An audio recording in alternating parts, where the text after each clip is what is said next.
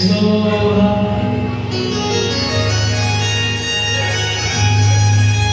इसी रामचरितमानस में छंद सोरठा सुंदर दोहा है। जे गावहि चरित समारे, जे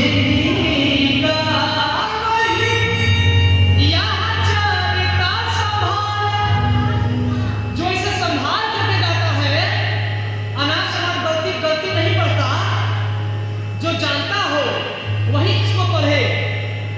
इसमें लिखा है ना, जो गावहि यह चरित संभारे, तेई एहि तान चतुर रख डारे। सदा सुनहि सादर नर नारी, तेई सुनबर मानस अधिकारी। जे सादर अपने मन को एकाग्रचित करके इसको सुनता है, श्रवण करता है, वो इस रामचरितमानस के अधिकारी है भैया। उसे पूजा पाठ करने की कोई जरूरत नहीं है। और भैया आप सभी यहाँ के सज्जनवासी, यहाँ के श्रोतागण, आप सभी लोग धन्य धन्य हैं। धन्य धन्य यह मकान है,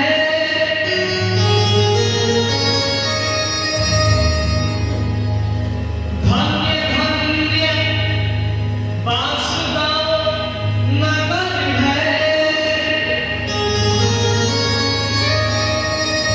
और जहाँ तुम्हारी नाम श्रोता कौन कहे, तरी जान यही धाम।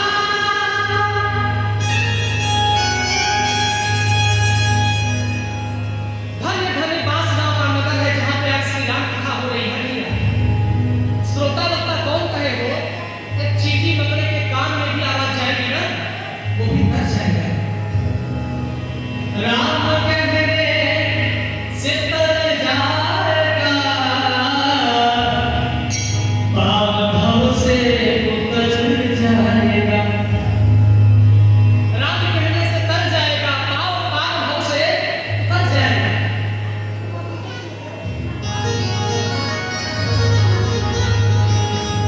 इस प्रकार कथा चार घाट पे हो रही है।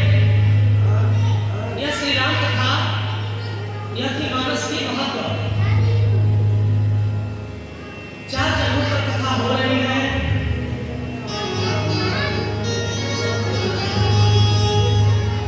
ज्ञान घाट,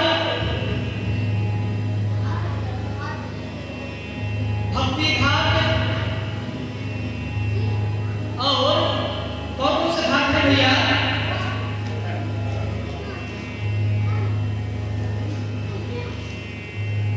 चार घाटों पर कथा हो रही है। एक जगह तो कथा कह रहे हैं गोस्वामी तुलसीदास जी। कहाँ पे? बोले बाबा विश्वनाथ के काशी धरती पर भैया। श्रोता कौन है? श्रोता है, 5 श्रोता है वहां। कहाँ? काशी धाम, जहाँ पे गोस्वामी तुलसीदास महाराज जी कथा कह रहे हैं। पहले श्रोता है बाबा विश्वनाथ, दूसरे श्रोता है वहां पे बाबा काल भैरव, स्वयं काशी के कोतवाल, और तीसरे श्रोता कौन है? बोले तीसरे श्रोता है भैया मां पूरा, और चौथा श्रोता बोले संकट मोचन हनुमान जी महाराज हो भैया। मेरे हनुमान जी महाराज पीछे हटने वालों में से नहीं है। जहां जहां राम कथा होता है, कोई मनुष्य कथा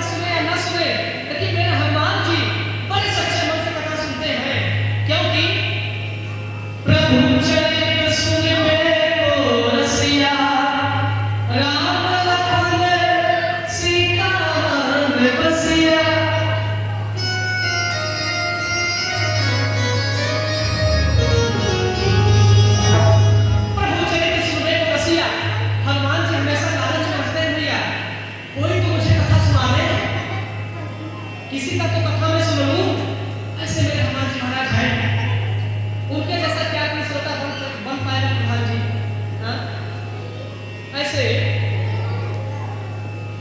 श्री हनुमान जी महाराज कथा कह रहे हैं। ज्ञान घाट पे दूसरा वक्ता शंकर जी हैं और श्रोता भैया पार्वती हैं। ज्ञान घाट पे कथा हो रही है। भक्ति घाट पर कथा हो रही है। भगवान हरि के गरुड़ वाहन श्रोता है और वक्ता है भगवान काल जी महाराज। प्रेम से बोलिए व्यास जी महाराज श्री काल भगवान की जय।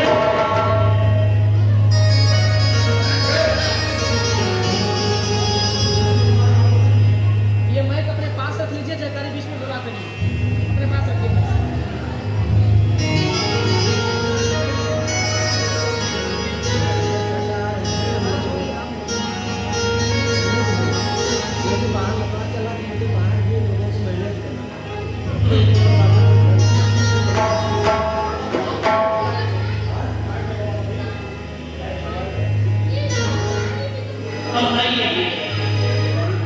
अब श्री राम कथा की प्रारंभ में कर रहा हूं। जय जय श्री राधे श्री राधे।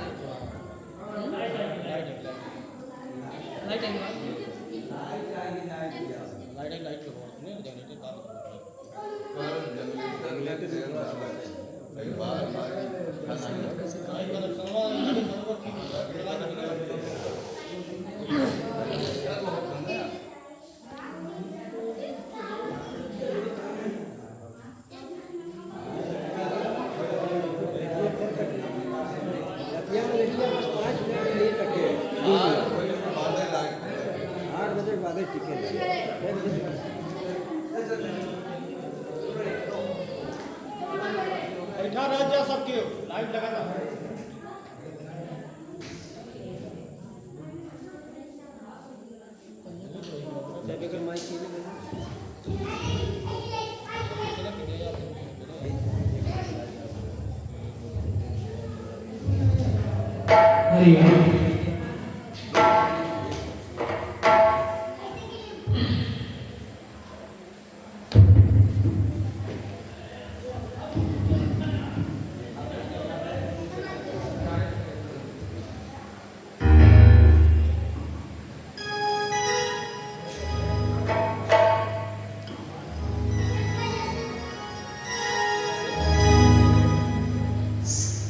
चौथा घाट है शरणागति घाट। शरणागति घाट पे कथा वही तुलसीदास जी कह रहे हैं। ज्ञान घाट पे कथा। ज्ञान घाट कहाँ है? बोले मानसरोवर कैलाश पर्वत, जहाँ पे शंकर जी और माता पार्वती निवास करते हैं। दूसरे जगह कथा शंकर जी कह रहे हैं श्रोता पार्वती मैया है। और कर्म घाट पे, कर्म घाट कहाँ है भैया? बोले तीर्थराज प्रयागराज धाम पे कथा हो रही है। तीसरे जगह श्रोता है मुनि भारद्वाज मुनि और वक्ता है भगवान याज्ञवल्क्य जी। और भक्ति घाट पर कथा हो रही है नीलगिरी पर्वत। वक्ता है पूज्य महाराज कालभूषण जी महाराज और श्रोता कौन है? श्रोता कौन है? बोले गरुड़ जी महाराज।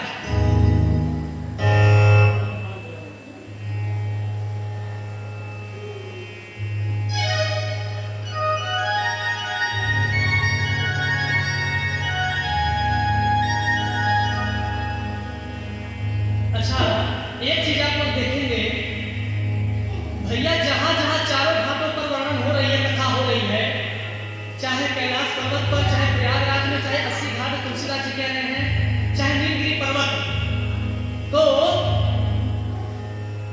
वक्ता सबसे छोटा है, श्रोता बड़ा है।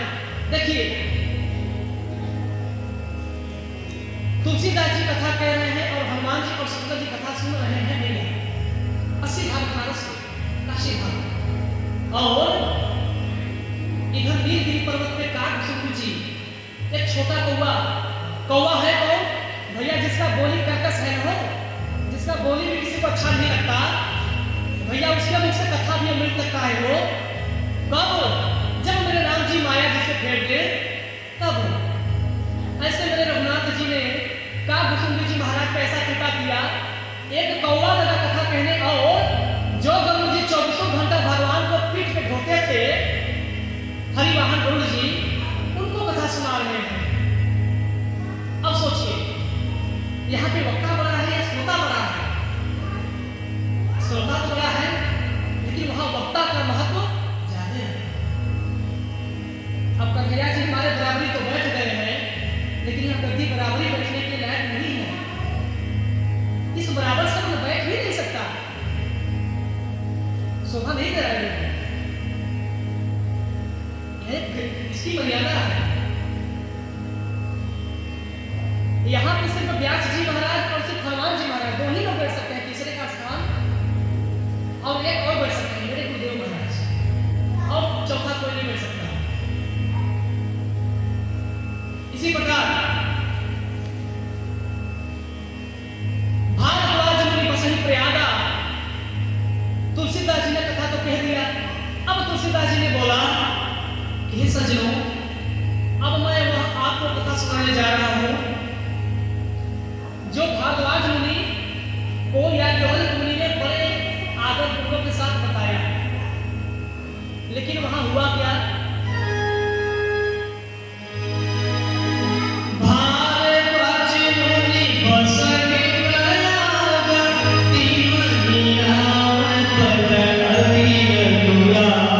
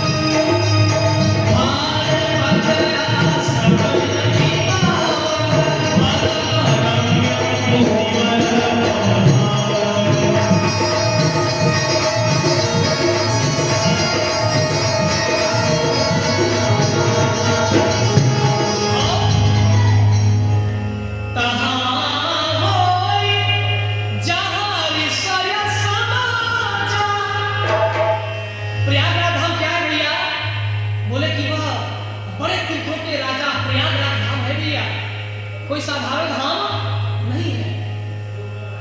ऐसे प्रयागराज धाम पे, वहां जहां पे सारे ऋषि मुनियों का समागम बैठकी होता है, समाज जुटता है, यही प्रकार भरमाग नहाही पुलिस सब निज आश्रम जाही। एक बार महाकुंभ नहीं, कुंभ का मेला लगा था, अर्ध कुंभ का। तो एक बार सारे ऋषिगण आए और नहा करके अपने अपने घर चले गए। फिर 144 साल बाद महाकुंभ का अवसर आया। उसी महाकुंभ में नहाने दूर दूर से, देश देश से तपस्वी ऋषिगण, साधु संतगण आए। और इधर भारद्वाज मुनि क्या किए, जब सब लोग तीर्थों में कुंभ में स्नान करके अपने अपने घर जाने लगे, तो भारद्वाज मुनि उन ऋषियों में से एक याज्ञवल्क्य मुनि है भैया, जग बिलो की मुनि पर नारी बेटी, भारद्वाज नामे ऊपर टेकी।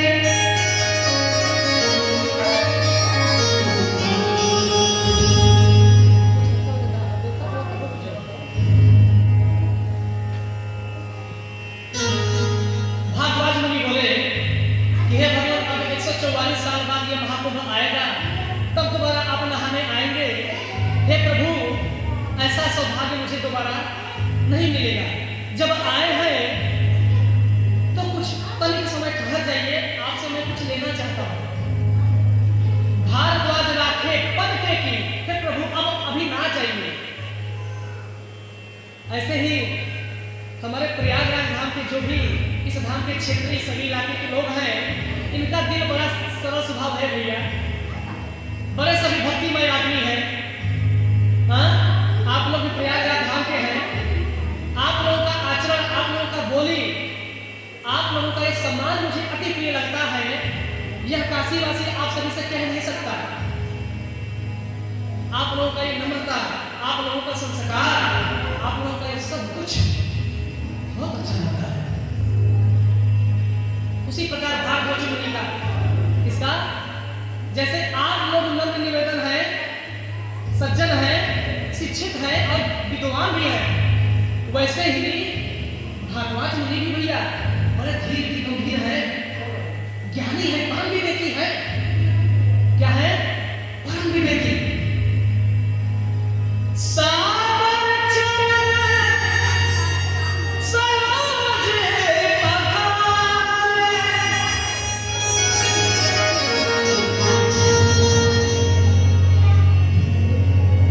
अति पुनीत आसन बैठाए। सागर चरण सरोज पधारे, अति पुनीत आसन बैठाए। भारद्वाज मुनि ने बड़े प्रेम के साथ या केवल मुनि का आदर पूर्वक सत्कार किया, सेवा किया। और भैया, जिस ब्राह्मण के घर एक ब्राह्मण का